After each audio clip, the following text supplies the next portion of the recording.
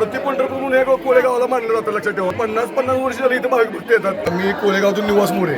तर आता आपण बघताय लाखोच्या संख्येने भाविक भक्त इथं दर्शनासाठी येतात. 277 वर्ष झाली इथं ही लोक जे येतात. काही कुणाला 50 वर्ष झाली, कुणाला 10 वर्ष, कुणाचं पहिलेच वर्ष आहे. तर 50-50 वर्ष झाली इथं भाविक भक्त येतात आणि प्रति पंढरपूर म्हणून हे कोळेगावाला मानलं जातं. लक्षात ठेवा, तर ह्या माता भगिनी जे येतात त्यांना जे पंढरपूरला जाता येत नाही, ज्या माऊलींना रानातली घरातली कामं असतात ते आपल्या कोळेगावात येतात. आबा तुम्ही किती वर्ष झाले इथं वारी करताय? 15 वर्ष झाली यांना सुद्धा. म्हणजे बघा तुम्ही. 15 वर्ष झाली. मॅडम नमस्कार.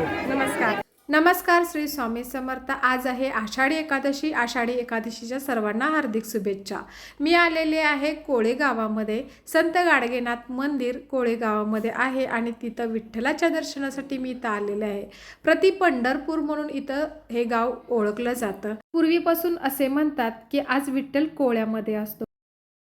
आसपासच्या गावातील लोकांना शेतीच्या कामामुळं पंढरीला जाता येत नाही आहे, त्यांची वारी चुकते.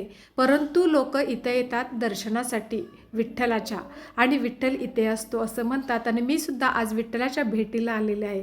परंतु मी स्वामी दरबारात असते हे तुम्हाला माहीतच आहे. पण एक गोष्ट मला सांगायची आहे, मी आज आलेले आहे विठ्ठलाच्या दर्शनासाठी. परंतु शेवटी मला स्वामींनी कसं दर्शन दिलेलं आहे तुम्ही व्हिडिओच्या शेवटी नक्कीच बघा.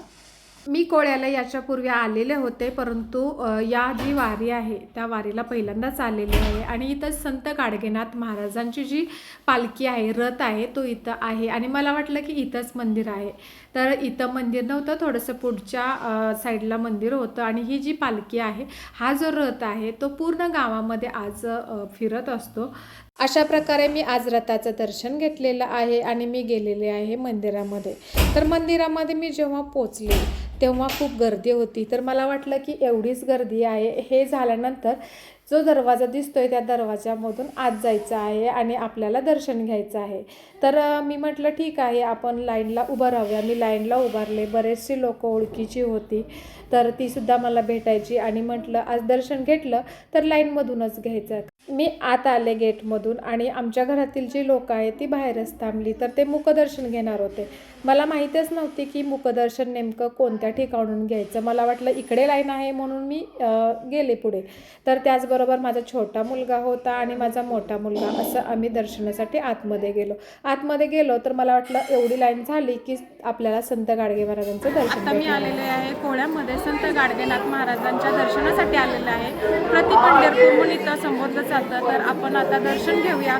तर मी तुळशीचे दर्शन घेऊन पुढे आले. तर या दरवाजातून आत जायचं होतं. तर मला वाटलं या दरवाजातून आत गेल्यानंतर इकडून लगेच बाहेर यायचं आहे, म्हणून मी म्हटलं जाऊया. तर इकडं पाठीमागे बघितलं तर इकडे सुद्धा लाईन होती.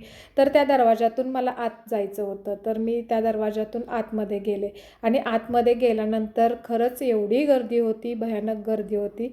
जवळपास 20 लाईन होत्या तिथे आणि मला काहीच कळेना. इतका वेळ झालं थांबलो आहे आणि आपण आतमध्ये आत्ता आलो आहे. परंतु काय करावं, घरी जावं परत, कारण की बरेचसे लोक माझे बाहेर वाट बघत बसलेले होते. मी, माझा मुलगा, आम्ही तिघेजण आतमध्ये होतो. एवढी गर्दी होती. तर आम्ही विचार केला की घरी जाऊया. परंतु एक मावशी आहेत, त्या मला म्हणाल्या इतक्या जवळ आले आहेस आणि का निघाली आहेस, दर्शन घेऊनच जा. म्हणून मी दर्शन घ्यायला पुढे निघाले. तर माझा छोटा मुलगा आहे, तो लाईव्ह व्हिडिओ घेत होता आणि ते आजी आजोबा म्हणत होते आमचासुद्धा व्हिडिओ घे म्हणून. आणि त्यानं त्यांचासुद्धा व्हिडिओ असा मस्त असा घेतलेला आहे. खरंच खूप छान वाटलं हे दृश्य पाहून. त्यानंतर एक ताई होता, त्या विणा घेऊन होत्या आणि तिच्यासोबत एक मुलगी होती, तीसुद्धा मस्त अशी विठ्ठलाची गाणी म्हणत होती.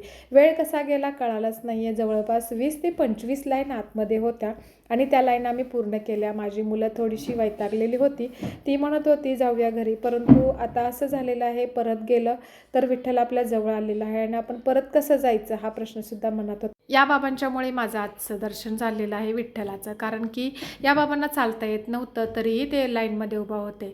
तर मी विचार केला आपण का दर्शन नाही घेऊ शकत, आपण मधून का मागं जायचं, म्हणून मी दर्शनासाठी पुढे कंटिन्यू चालत राहिले.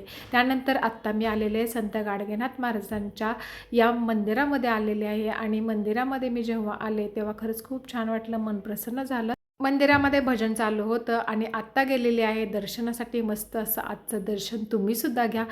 विठ्ठलाचं, रुक्मिणीचं आणि संत गाडगे महाराजांचं. आणि शेवटी खरं सांगायचं झालं, मी जेव्हा बाहेर आले तेव्हा मला झालं स्वामींचं दर्शन.